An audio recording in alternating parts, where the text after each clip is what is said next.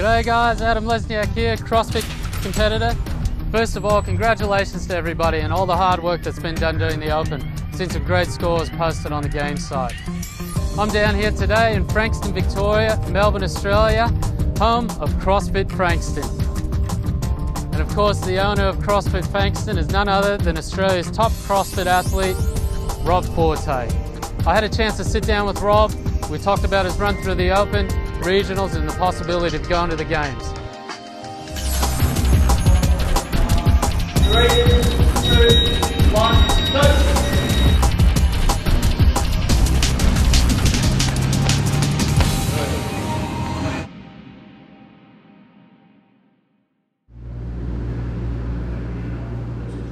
Well, Rob, first of all, congratulations, mate. #1 in Australia. Thank you.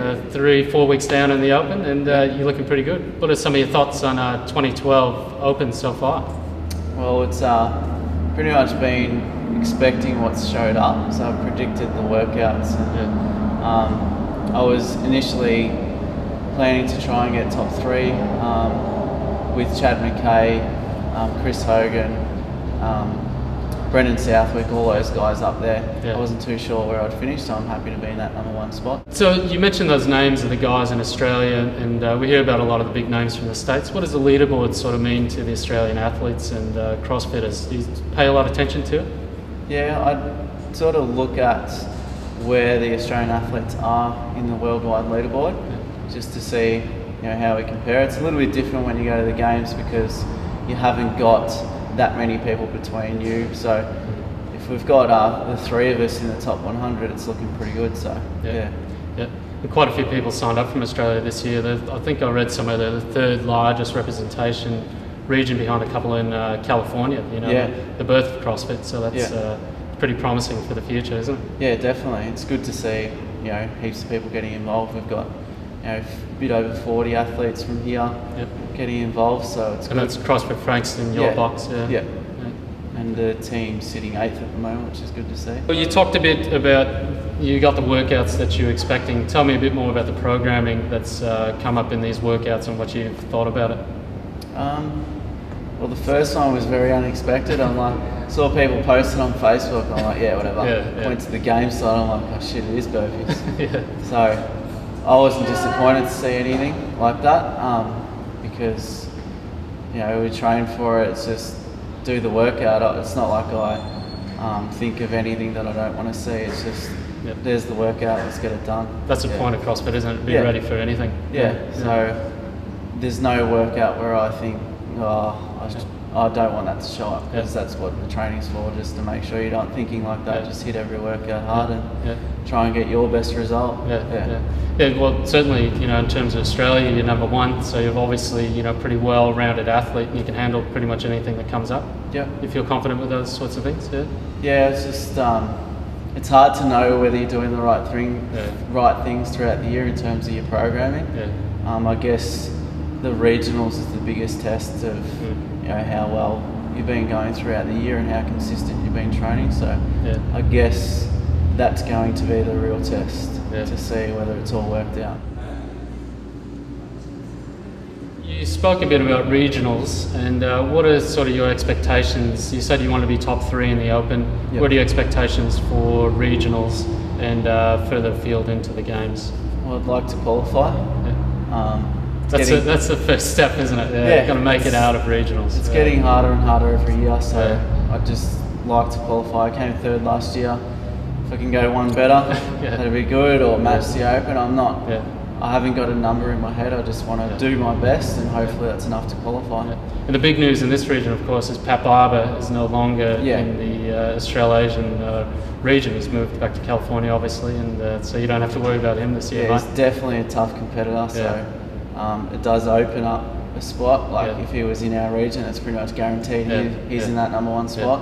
So it's good to see that someone else can come up and take that spot. That's good, mate. Give somebody else an opportunity anyway. Definitely. So overall, what's your goal then for 2012? You want to be 3rd in the Open. You just want to make it out of regionals. when after last year's games, you finished 30th, I believe, in last year's games. Yeah. After then, what was in your mind then? What sort of seed was planted for a goal to reach in 2012? What do you want to get out of 2012 this year? Well, after the games, I'm like, I need to get a lot stronger. Yeah. Those boys are very strong over there, but I was just motivated to train, try and get back over and do better than what I did last year. Tell me about your training. You said after last year's games, the first thing is your mind, I need to get stronger. Yep. So tell me about your training from that point up until where we are now. Okay. Yeah. Been doing a lot more Olympic lifting. Yeah. So trying to clean up the technique.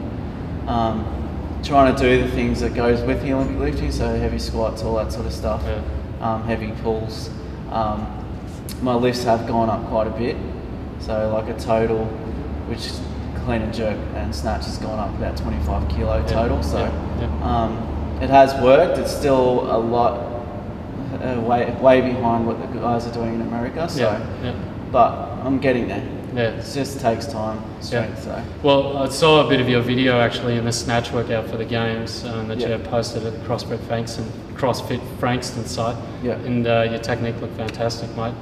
Probably similar, I'd say, to Dan Bailey and Rich Froning that was posted on the main site. You know, just sort of the easy lift and the snap under the bar. You know, maintaining efficiency. And seems like that's key in CrossFit Olympic style lifting, isn't it? Definitely. And I just heard a rumour today actually that you did 150 wall balls unbroken, mate. Yeah, I did. Yeah. And felt good. Could have kept going. Yeah, going 200. Should have been at AMRAP in 12 minutes of wall balls. Of wall balls, you could have kept going, mate. Yeah. Bit embarrassing, mate. I think I did 15 on my first set, so 10 times ahead of me. That's so nice work. So you said that you've been doing a lot of training, working on your strength, heavy lifting and things like that. How's the body holding up, mate? Going now into the open, regionals and into the game, how are you feeling? Body's feeling really good at the moment. Yep. I had shoulder issues going into last year's regional. That thruster workout, just major pain through the shoulders and all through the games and stuff. Couldn't lift heavy overhead, but now it's come good. Well, it sounds like you got the strength and 150 wall balls in a row, mate. Obviously you've got the endurance as well heading in, so you sound like you're well positioned. Yeah.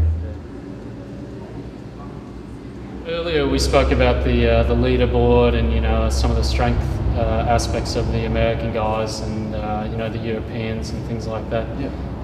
How do you feel about a worldwide competition? How do you feel about competition in general? I think Kristen Cleaver was on the game site saying that if there's a competition there, she's going to do whatever she can to kick some ass when she shows up. Yeah. What's your view on competition from sort of an Australian sort of mind, I suppose? Yeah, I love competing, so if there's a competition there, I'm going to compete. So initially in the open, I'm going to try as hard as I can to get that #1 spot, or do the best I can. Now that I've got the #1 spot at the moment, I've never won a CrossFit comp. Yeah. Come second twice. So it'd be good to win one finally. Yeah. So the fire's burning pretty hard inside. Yeah. So because I'm so close to just go hard on the last one and hopefully hold it. Yeah. If anybody's ever seen you work out, I mean, you're just so calm and you're just a calm, sort of quiet guy. But when you work out, you're just constantly working and just churning away at it. Yeah. And so you can see that drive. That's one thing that I think people can see exteriorly. Yeah. When they're looking in on the way you perform. Yeah, I focus on the workout and just let's get it done. Just try and keep moving. Yeah. Try not to break mentally. Just keep pushing through it. Yeah. Might be working harder. In terms of not being as strong, but just let that get in the way. Just push through it. Just keep going. Yeah. How is your feeling of competition changing now that you've made it to the top of the leaderboard? Is that does it sort of give you more of a push, or does it become a responsibility, or does it become a sort of a burden? Needing to stay on top of that leaderboard. How do you think about that? Like I said, I think the regionals is the true test of whether you're training throughout the year has paid off and all that sort of stuff. So it is supposed to, get the top 60 to compete at regionals and that sort of stuff, but I think it's different. You're doing 3 days of workouts, might be 6 or more workouts. It's a completely different feeling, and it'd be interesting to see the difference on the leaderboard because of that. A lot of the talk at the moment is about who you train with. You know, you look at a guy like Dan Bailey, he's trained with several of the top guys over the past year. Jason Kleeper was talking about his training partner now. He's got Pat Barber and Neil Maddox and those guys. Yeah. And how do you feel about training with others and, you know, self-programming and all those sorts of aspects of CrossFit as an athlete, as a #1 athlete in Australia at the moment? Yeah, I definitely think it's a good thing. Yeah. It's just hard for me to do. Yep.